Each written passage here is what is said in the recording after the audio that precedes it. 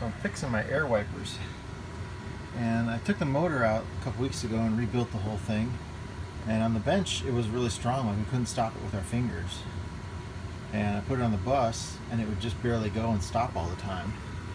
And so I went thinking, well, maybe it's got to be the air valve here. And it turns out, I get it to work really good.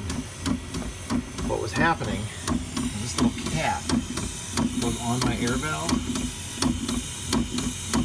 and the position it was in, it wouldn't let the air supply turn on all the way. So I could only get like maybe 4 revolutions on this little nut because it's got a little set screw in it. So it was pushed on too far, and it was bottoming out against this collar here.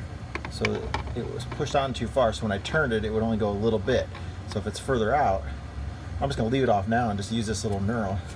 But that's about as far as I could turn it before, which would just about get it to work. Like right now, it's just kind of going. But now I've got like 1, 2, turn it the wrong way.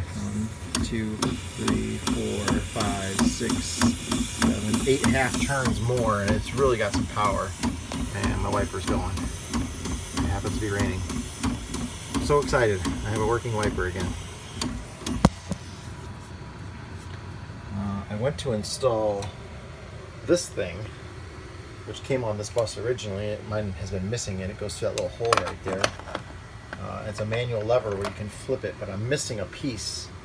Whatever connects that little U-joint thing to the wiper arm. There's some type of there's one more piece missing, and I don't have it, but I don't need it now. I got a working wiper again.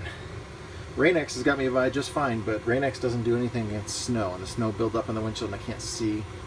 And I've been caught in snow a couple times where I've had to pull off and wait for it to stop snowing. So I'm happy I have a working wiper.